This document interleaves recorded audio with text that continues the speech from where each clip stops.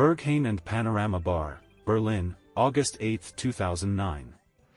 The Berghain Club has been described by many as the place to be in Berlin, if you like techno, and although some purists claim this place is now considered a tourist trap in their city, I can confirm both claims and more, and regardless of what you heard, a visit to the Temple of Techno is well deserved and worth it.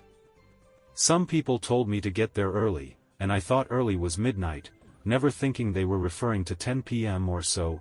By 12:30 a.m. I arrived and couldn't believe what I saw. The line was more or less 1 kilometer long, if not more. It took me 90 minutes to get in, and not because I waited in line, I did for a while, but when in Rome do like the Romans do, and I saw many people just walking up to the front, so did I, and what a mess that was. Until you get closer to the entrance, when a metal fence forces you into the main door in an organized fashion. Now I know how the cows feel. Then you have to confront the bouncers, which with a gesture can let you in, or just move you to the side and tell you to wait, or just to go away. Don't even try to talk back because then you are more likely to be banned for the night. Didn't have any trouble in getting in, and once I paid the €14 cover charge, I walked into what looks like an abandoned industrial building, full of lights and amazing music playing upstairs. The place is gigantic, and concrete is the main decor. Big blocks of concrete have been split in two, added some cushions and voila, you have a nice sofa to rest your body. There is a large bar in the ground floor, and behind it there is dark room. Most of the bars I visited in Berlin had a dark room, and if you are not into what happens inside, don't even go there. Walk yourself through the big metal staircase that takes you to Berghain, and this is when the craziness starts. Don't even ask me how many people were there, and the human heat just hit you on the face. You look at your left and there is one room, you look to the right and there are more rooms, you look everywhere and always it seems there is a hidden corner. If you see a staircase, just take it because you want to know what is going on up there. There was this big room beside the main dance floor, with a bluish ceiling, simulating as if it had a skylight, and once I got in, I noticed two big swing sets, one of them the normal bench-style swing, and the second one a big square that could hold 8 people or more. People were just there, swinging back and forth, either resting or having a nice conversation. I couldn't help and had to join the fun. It was really kind of cool and funky at the same time. The main dance floor, Berghain, is the gay one, but I would say 40% was gay and 60% straight. There are two main decks, one embedded in a room, and the second one I think is built as needed. Anyway, both were being used the night I was there. One DJ would finish his or her set and the other would begin right away in the second deck. The light man is placed strategically in another platform at the end of the staircases that leads you to the Panorama Bar, the straight one. Didn't spend too much time at Panorama, but basically is the same concept, and this one also has some hidden rooms attached to it.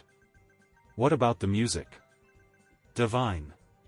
It was techno in all its incarnations, and the beats would go for the hard industrial techno to the soft minimal tech that I love so much, and everything in between. It was hard to keep still either because the music, or because you wanted to check out what was going on in the other areas. DJ schedule for Berghain: Paul Kalkbrenner, AGF plus Delay, Thomas Muller, Ellen Allien, Feds 2001 plus Shindo. Unfortunately, I'm unable to tell you who was who, but what I can tell you is that I liked the music, I was ready for some techno, and that is what I got. It was probably around 6 a.m. I was downstairs talking to this girl from Berlin about the Stereo Club in Montreal, when I heard a melody that I recognized from Brazil. I excused myself and told her I had to go upstairs, and as soon as I got up, the voice of Simone singing came out rocking from those giant speakers. Caminhando e cantando. E seguindo a canção. If you listen to this song in a non-club environment, it might not do too much to you, but when you are in a party, at 6 a.m. and vibe is just getting out of control, there is no way you cannot feel this song. Really cool crowd. A mix of everything and anything, lots of locals and lots of tourists, but everyone conforming to the vibe of the place, which basically was you do whatever you want to do, and that was to dance. Did not notice too many F***ed up people, mostly were drinking beer, no last call. Actually, I take that back. At the beginning of the night I saw a couple of girls being taken out of the place because they couldn't even walk anymore. Got the chance to meet some locals, friendly bunch, at least at this place, and I really enjoyed my evening. Stayed until 9:30 a.m. and left because my legs were just killing me. Even when I was leaving the place, there were still people coming in, no more line up, and I really thought about returning in the afternoon, but decided to go to a museum instead. If you go to Berlin, and you like techno, do yourself a favor and get your ass to Berghain and Panorama Bar. Get there early in order to avoid the huge line, but even if you have to wait, it will be worth it. Montreal might have the temple of house music, but Berlin